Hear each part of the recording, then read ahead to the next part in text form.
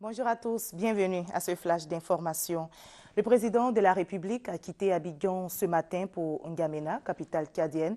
Le chef de l'État va prendre part au sommet extraordinaire de la conférence des chefs d'État et de gouvernement des pays membres de la CENSAD, la communauté des États sahélo-sahariens qui s'ouvre aujourd'hui. À l'heure du jour de ce sommet, la lutte contre le terrorisme dans la région, un grand intérêt sera accordé à la crise malienne. Le reportage d'Abiba Dambélé.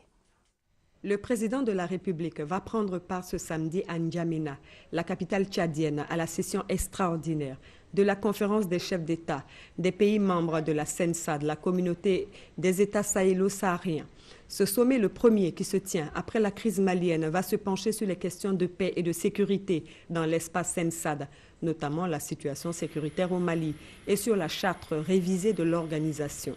Créée en 1998 à Tripoli, à l'initiative de la Libye, du Burkina Faso, du Tchad, du Niger, du Mali et du Soudan, la CENSAD, qui compte à ce jour 28 pays, a pour objectif l'instauration d'une union économique globale basée sur une stratégie de développement communautaire.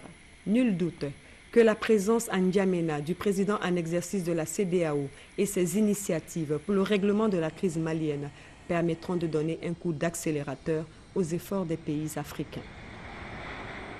Et avant de s'envoler pour la capitale tchadienne, ce matin, le chef de l'État a accordé des audiences hier à la présidence de la République. Il s'est entretenu avec le sous-secrétaire général des Nations Unies chargé des opérations de maintien de la paix. Cette rencontre a été l'occasion pour le responsable onusien à la tête d'une délégation de faire le point de la mission d'évaluation effectuée en Côte d'Ivoire. Nous y reviendrons dans l'édition des 13 h.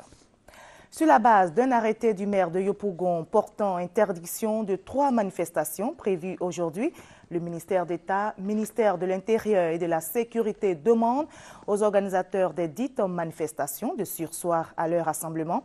Il s'agit des démobilisés ayant appartenu à des forces belligérantes pendant la crise post-électorale, de la jeunesse du Front populaire ivoirien et des parents des victimes de la crise post-électorale.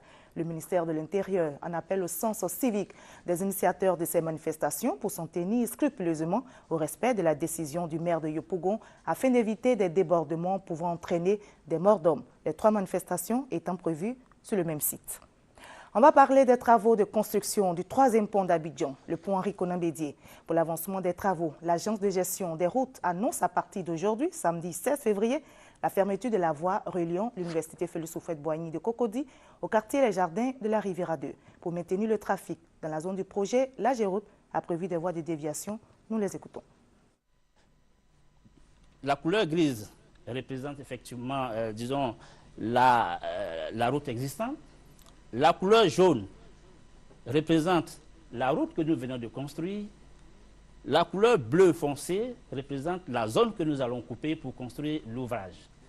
Les usagers venant de la mosquée, donc de la Riviera 3 ou de la Riviera Golf, ont la possibilité d'emprunter cette voie, aller du côté des deux plateaux ou, s'ils le veulent, aller vers l'université. La mosquée qui est de l'autre côté, il s'agit de la petite mosquée. Voilà. La petite mosquée ou effectivement sens Benjerville. Exactement. Là, vous avez le sens de plateau.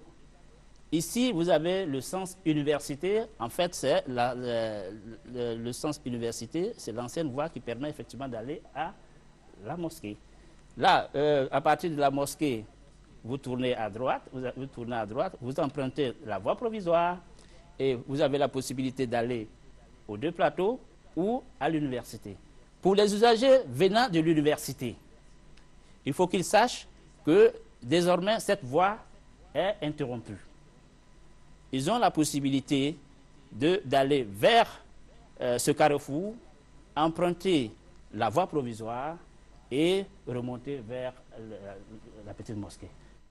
Voilà qui est bien clair pour les usagers. Hier, le directeur général de la RTI à Kassaï-Lazare a animé un point de presse, une occasion pour expliquer les réformes en cours à la RTI. Il a également annoncé une amélioration des programmes pour répondre au mieux aux attentes des auditeurs et téléspectateurs.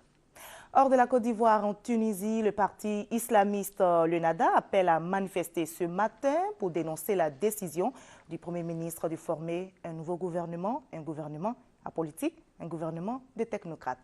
Voilà, on se retrouve à 13h pour l'actualité complète.